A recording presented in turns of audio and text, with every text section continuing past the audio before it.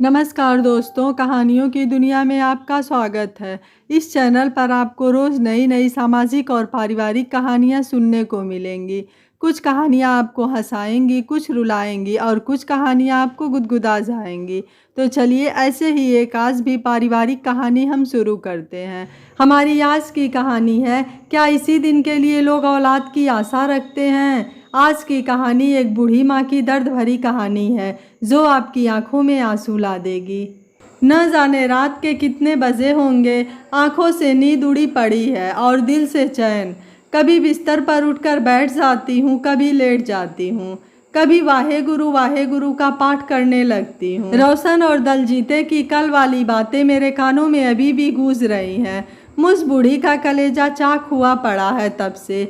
हाय वो रब्बा, उम्र के आखिरी दिनों के लिए ये कैसा दुख बचा कर रखा था तूने। छाती पर अचानक आ पड़े पहाड़ जैसे दुख को तो भरी जवानी में झेल गई थी जब बच्चों का बापू मेरे सर का साईं एक सड़क हादसे में चल बसा था। पीछे रह गई थी मैं अकेली, अपने दो छोटे छोटे बच्चों के संग बेसहारा। शुक्र था कि वह एक कमरा और एक रसोई डालकर सिर छिपाने का इंतजाम कर गया था। मैंने कैसे अपने आंचल में इन बच्चों को संभाल कर रखा, यह मैं ही जानती हूँ। या मेरा रब्बा, लोगों के घर जाकर बर्तन मांजने पड़े तो मांजें, कपड़े धोने पड़े तो धोएं, खेतों में मजदूरी करनी पड़ी तो की, गोबर कूड़ा उठाना पड़ा उठाया, पर किसी के आगे हाथ नहीं फैलाया। खुद कम खाकर बच्चों को भरपेट खिलाती रही। मेरे दो बेटे मेरी दो आंखें थी, दो हाथ थे, दो पैर थे। इनके लिए जो कुछ कर सकती थी मैंने किया, इन्हें पढ़ाया लिखाया। मेहर हुई परमात्मा तेरी कि दलजीत पढ़ लिख कर एक स्कूल में टीचर लग गया और छोटा बेटा रोशन 10वीं पास करके एक एजेंट के जरिए यूके चला गया। रोशन से मैंने जो उम्मीदें लगाई थी सो लगाई थी, पर दलजीत को अपने छोटे भाई से कुछ अधिक ही उम्मीदें थीं। उसने इधर उधर से कर्जा पकड़कर एजेंट की जेबें भरी थी और रोशन को हवाई जहाज पर चढ़ाया था। गांव के कई लड़के विदेश जा चुके थे, उनके घरों में अब टोर थी। कच्चे मकान कोठियों में बदल गए थे। घर वाले मारुतियों से घूमते फिरते हैं, पर रोशन, उसने तो वहां जाकर पीछे की सुध ही नहीं ली। उसने वहीं विवाह करवा लिया। कहता था विलायत में पक्का होने के लिए वहां की लड़की से शादी करना ज़रूरी था। शुरू शुरू में वह पैसे भेजता रहता था बड़े भाई दलजीत को, फिर उसने पैसे भेजने बंद कर दिए। दलजीत के खतों का भी जवाब नहीं दिया उसने। दलजीत निकलते घुसते कुड़ता, गालियाँ निकालता, हरामखोर। वहाँ जाकर मैम की गोद में जा बैठा। कोई फिक्र है उसे मेरे सर से कर्जा उतारने की? ब्याज तो दिन दूना रात चौगुना बढ़ता ही जाता है। फिर एक दिन रोशन चुपचाप बगैर बताए इंडिया आ गया। पूरे 5 बरस बाद वह लौटा था, वह भी अकेला। रोशन आया था तो मेरे आंसू थमने का नाम नहीं ले रहे थे। 5 बरस बाद जो उसकी सूरत देखने को मिली थी, उसे बार बार छाती से लगाकर उसका माथा चूमती रही। अरे रोशन, तूने तो वहाँ जाकर मुझे बिल्कुल भी भुला दिया। तुझे मेरी कभी याद नहीं आई रे? और तू अकेला क्यों आया है? बहू को भी साथ ले आता। आंखें बंद होने से पहले मैं भी तो देख लेती अपनी बहू को कैसी दिखती है। दलजीत और उसकी घरवाली ने रोशन को खूब खरी खोटी सुनाई थी, उलाहने दिए थे। दलजीत अपने सिर पर चढ़े कर्जे और बढ़ते ब्याज का रोना रोता रहा था। वे दोनों रोशन पर सारे समय यही जोर डालते रहे कि अब आया है तो ऊपर 2 कमरे डलवा कर जाए, लेकिन रोशन सिर्फ कोठे पर अंग्रेजी बाथरूम बनवाकर और नीचे मकान का फर्श पक्का करवाकर लौट गया, यह कहकर कि जल्द ही दलजीत को पैसे भेजेगा ऊपर कमरे डलवाने के लिए। उन दिनों जितने दिन रोशन रहा मेरी पूछताछ होती रही। उसके लौट जाने के बाद फिर पहले जैसा हाल हो गया था। जब तक हाथ पैर चलते थे मैं टिक कर नहीं बैठती थी। हर वक्त कुछ न कुछ काम मेरे हाथ में होता था। घर की साफ सफाई करती, झाड़ू बुहारी करती, 2 वक्त का खाना बनाती, बर्तन मांज देती, कपड़े धोकर कोठे पर डाल आती, बहू रानो के सिर में बैठकर तेल मल देती।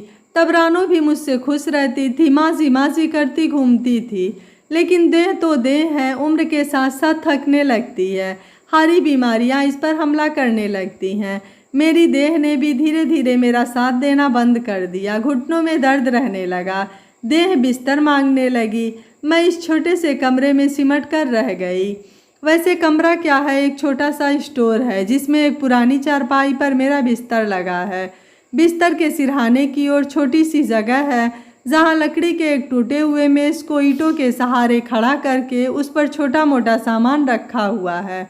मेरी दवाई की शीशियाँ हैं, एक पुराना कांच की चिमनी वाला लैंप है, एक छोटी सी संदूक है जिसमें मेरे कपड़े हैं और इसी पर एक तरफ बच्चों के बापू का फोटो रखा है।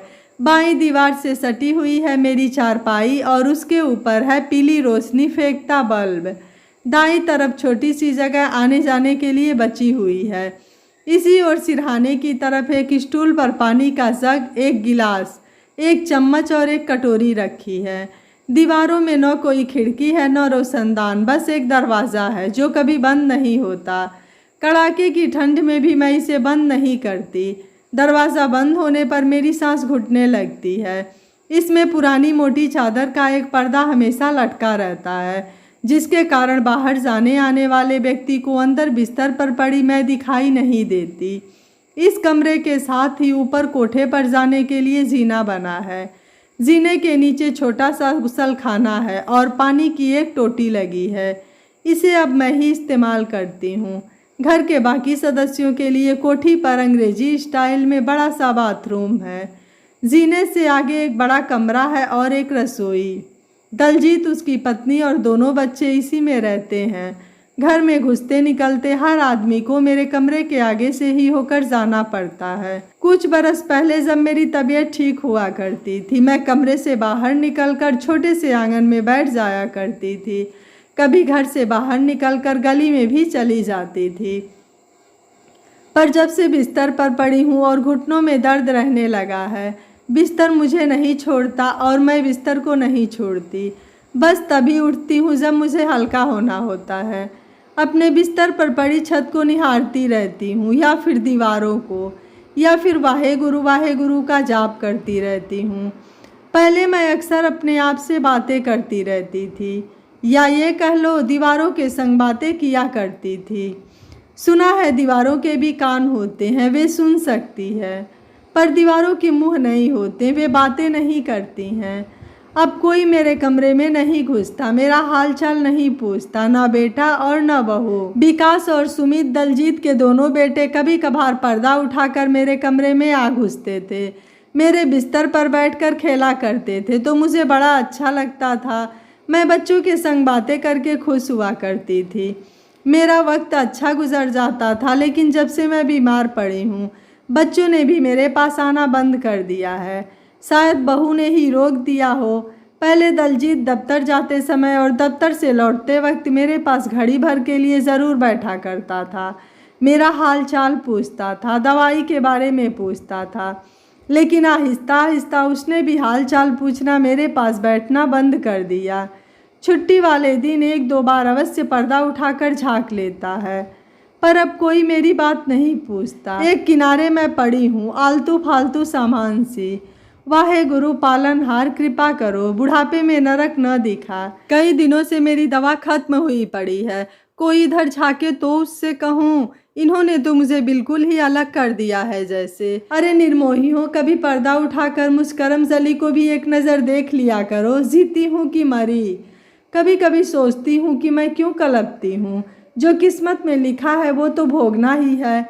यह क्या कम है कि 2 वक्त की रोटी मिल रही है, घर से बाहर तो नहीं फेंक रखा। परमात्मा का शुक्र मना कि बहू पर्दे के नीचे से खाने की थाली सरका जाती है, बर्तन उठाकर ले जाती है। क्या हुआ जो कभी पास बैठकर या घड़ी भर खड़े होकर बातें नहीं करती।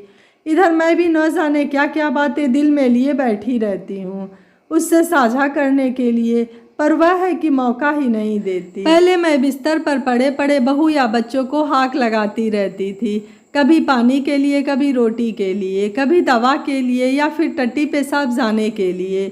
आवाज़ लगाते लगाते मेरा गला सूख जाता, पर कोई झांकता नहीं था मेरी ओर। हार कर मैंने ही हाके लगानी बंद कर दी। खुद कुबड़ी उठाकर घुटने पर हाथ रखकर उठती हूँ, नलके पर से पानी लेती हूँ या फिर हल्का हो आती हूँ।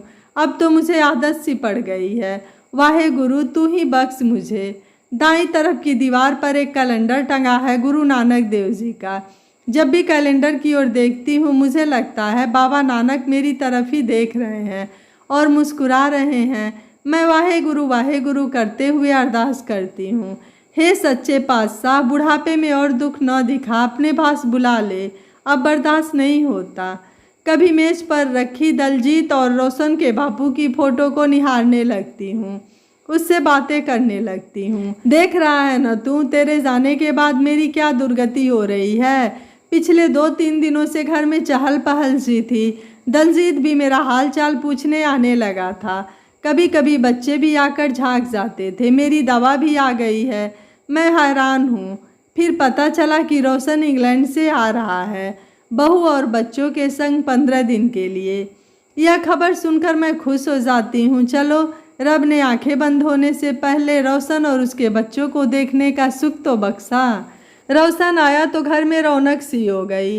रोशन की पत्नी पूरी मेम है, उसके बच्चे बहुत सुंदर हैं, गोल मटोल से, गोरे चिट्टे। वे भी दलजीत के बच्चों के संग पर्दा उठा कर मेरे कमरे में जब तक झांकते रहते हैं। रोशन की पत्नी ने 2-3 बार मेरे कमरे में आकर मेरे संग बातें की है।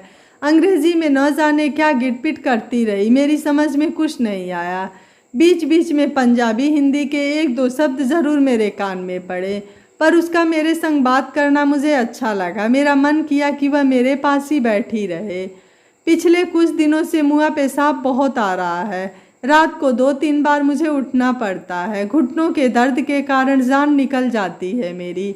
मन करता है कमरे के बाहर वाली नाली पर ही बैठ जाऊं, पर बहू की झिड़की से डरती नहीं बैठती।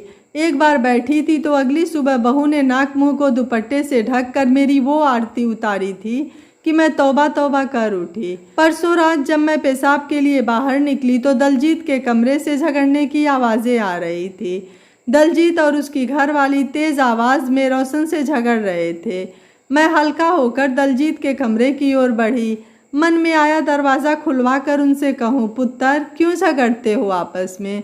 जो बात करनी है आराम से बैठ कर करो। इतनी रात गए ऊंची आवाज़ में झगड़ रहे हो, पड़ोसी भी क्या सोचते होंगे। फिर न जाने क्या सोचकर कमरे के बाहर ही खड़ी रही, डंडी के सहारे। भीतर की आवाज़ें मुझे साफ सुनाई दे रही थीं। तू तो अच्छा गया यहाँ से, जाते वक्त तो कहता था पैसा भेजूंगा, ऊपर 2 कमरे डलवाने के लिए। रानो दलजीत की घरवाली रोशन को ताना मार रही थी। हाँ, नहीं भेज सका, मेरा भी अब परिवार है, बहुत महंगाई है वहाँ, गुजारा मुश्किल से होता है, रोशन की आवाज़ थी। और जो मैंने लाखों का कर्जा उठाकर तुझे बाहर भेजा तो क्या इसलिए भेजा था कि तू वहाँ जाकर मौज करे और इधर मैं तेरा कर्जा उतारता फिरूं? मेरा परिवार, मेरे बच्चे नहीं हैं क्या? दलजीत बहुत गुस्से में लग रहा था। उतार दूंगा सारा कर्जा, पर धीरे धीरे। इतने साल हो गए तुझे वहाँ गया, क्या किया तुमने? गांव के दूसरे घरों के लड़के भी तो बाहर गए हैं। 2-4 साल में गांव में हवेली डाल ली उनके घर वालों ने। घर वाले भी बारी बारी से हवाई जहाज़ पर चढ़कर विदेश घूम आए हैं। एक तू है, पहले तो 5 साल तक शक्ल नहीं दिखाई। 5 साल बाद आया भी तो बस बाथरूम बनवाकर और फर्श डलवाकर चलता बना। फिर 4 साल गचका मार गया, ना पैसा भेजा ना किसी चिट्ठी का जवाब दिया। दलजीत लगातार बोले जा रहा था। तुम लोगों को तो मेरे पौंड ही नज़र आते हैं। अरे 1-1 पौंड के लिए कैसे देह तोड़ मेहनत मुझे वहाँ दिन रात करनी पड़ती है, यह मैं ही जानता हूँ। तुम यहाँ बैठे बैठे क्या जानो? तो शादी करने की क्या जल्दी पड़ी थी तुझे? कुछ पैसा वैसा कमा लेता, इधर का कर्जा उतार लेता, फिर कर लेता शादी, बसा लेता परिवार। भाभी, शादी नहीं करता तो वहाँ ठहर नहीं सकता था। शादी की है तो पक्का हुआ हूँ। पक्का होने के लिए यहाँ से ब्याहे गए आदमी भी वहाँ शादियाँ करवाते हैं, नहीं तो। रोशन सफाई दे रहा था। पर मैं तो कर्जे के ब्याज से मरा पड़ा हूँ। मूल तो ज्यों का त्यों छाती पर पहाड़ सा पड़ा है। मेरी जान आफत में आई पड़ी है। कर्जा देने वाले ताना मारते हैं, कहते हैं अब तो तेरा भाई विदेश में कमा रहा है, अब कैसी कमी तुझे पैसों की। देख भाई, तू मेरे सर पर से ये कर्जा उतार ताकि मैं भी 2 साल से सुख की ले सकूं। दलजीत की आवाज़ रोनी सी हो उठी थी। हिसाब से देखो तो इस मकान में मेरा भी हिस्सा है, समझ लो मैंने वह छोड़ दिया। रोशन का स्वर भी तेज हो उठा। ओए, हिस्सा तो तू कल लेता हो, आज ले ले। दलजीत की आवाज़ तेज़ हो उठी। चला है हिस्सा मांगने। अरे मैं कर्जा उठाकर तुझे न भेजता तो देखता कैसे जाता तू बाहर। मैं यहाँ जो इतने सालों से माँ को रखे हूँ उस पर तेरा भी कोई फ़र्ज नहीं बनता। ले जा उसे अपने संग और मेरा कर्जा उतार दे बस, और कुछ नहीं चाहिए मुझे। माँ को मैं कैसे ले जा सकता हूँ? रोशन का स्वर धीमा हो आया था। माँ वहाँ नहीं रह पाएंगी, वो यही ठीक है। मैं उसकी देखभाल के पैसे भेज दिया करूँगा। पैसे भेज दूँगा? यह तूने अच्छी कही। अरे कर्जे के पैसे तो उतारे नहीं जा रहे तेरे से, माँ की देखभाल के लिए तू पैसे भेजेगा? दलजीत जैसे अंदर से भरा बैठा था। मेरे से और अधिक वहाँ खड़ा होना कठिन हो गया तो मैं चुपचाप आकर अपने बिस्तर पर लेट गई थी। रात देर गए तक दोनों भाइयों के लड़ने की आवाज़ें आती रही थी। कल दोपहर रोशन मेरे पास काफ़ी देर तक बैठकर बातें करता रहा। रोशन ने जो कुछ मुझसे कहा वह सुनकर मेरी तो ऊपर की सांस ऊपर और नीचे की सांस नीचे रह गई। हाय रब्बा, यह मैं क्या सुन रही हूँ? यह सुनने से पहले मैं मर क्यों नहीं गई? वाहे गुरु, तू ये कैसा बदला ले रहा है मुझसे? जिन बच्चों के लिए मैंने अपनी ज़िंदगी गंवा दी, उफ तक नहीं की, वही यह सब सोचे बैठे हैं। शाम को दलजीत भी आकर रोशन वाली बात मुझे समझाने की कोशिश करता रहा। मेरी समझ में कुछ नहीं आ रहा था। मेरा तो कलेजा चाक हुआ पड़ा था। आंखों से आंसू झरझर बह रहे थे। दुख देड़े अपनी माँ को ही बोझ समझने लगे हैं। मेरे मुंह से आवाज़ नहीं निकल रही थी। मैं अंदर ही अंदर गिड़गिड़ा रही थी। पुत्र, मैं तुम्हें कुछ नहीं कहती। जब तक 2 सांसें बची हुई है मुझे इसी कमरे में अपने पास रहने दो। मुझ बूढ़ी को इस आखिरी वक्त में क्यों अपने आँखों से ओझल करते हो? मुझे कुछ नहीं चाहिए, मुझे बस वहीं रहने दो। परमात्मा के वास्ते वाहे गुरु तुम्हारी और तुम्हारे बच्चों की लंबी उम्र दे। हे सच्चे पातशाह, इस आखिरी वक्त में ये नरक न दिखा। मैं मन ही मन अरदास करती हूँ। बिस्तर पर पड़ी पड़ी मैं करवटें बदल रही हूँ। निगोड़ी नींद को क्या हो गया है, जाने क्यों रूठी बैठी है। वह भी क्या करे, जब दिल में हाहाकार मचा हो तो वह कैसे पास फटक सकती है। मेरे पेट जाए, ये दलजीत और रोशन इतने निर्मोही कैसे हो गए?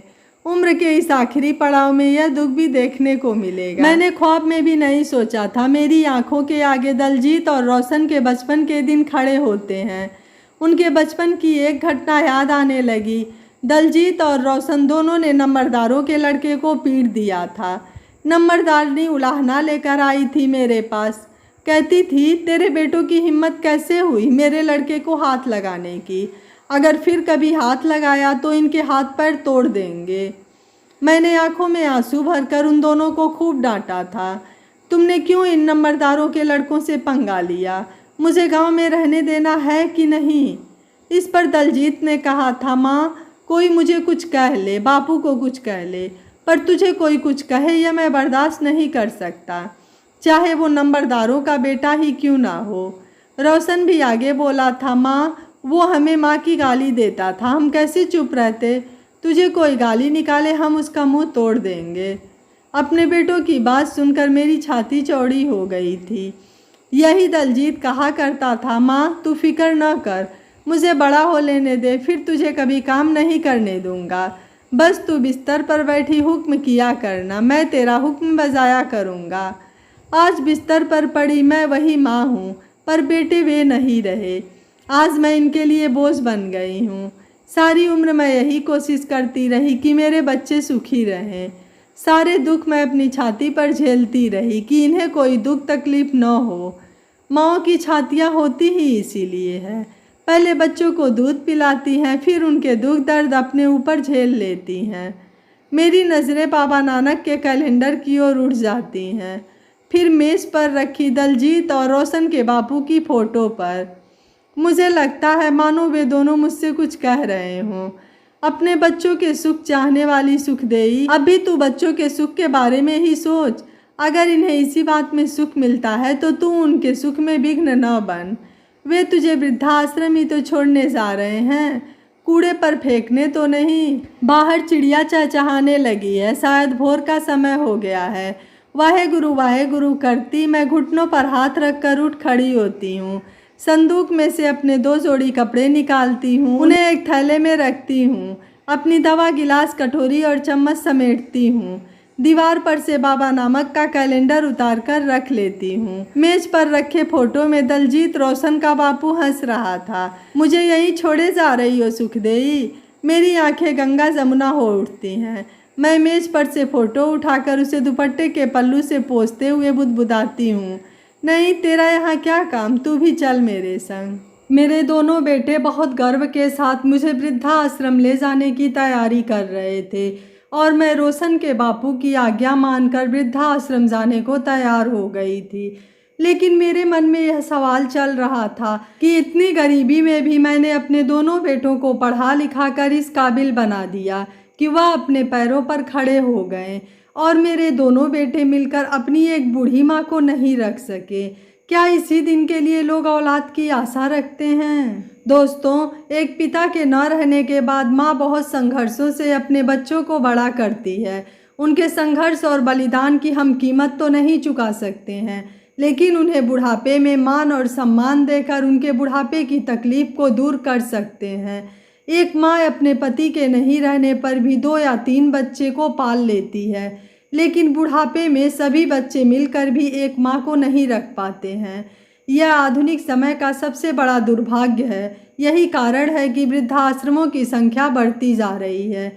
लेकिन वह बच्चे भूल जाते हैं कि जहाँ आज माँ बाप खड़े हैं, कल को वहीं वो भी खड़े होंगे और जब उनके बच्चे भी उनके साथ ऐसा व्यवहार करेंगे तो उन्हें भी इसी दिन से गुजरना पड़ेगा, क्योंकि बुढ़ापा तो सबको आना है। यह कहानी आपको कैसी लगी, आप हमें अपनी राय कमेंट जरूर करिएगा। वीडियो पसंद आया है तो वीडियो को लाइक, शेयर एंड चैनल को सब्सक्राइब कर लीजिएगा। Thank you for watching. मिलते हैं अगली कहानी में।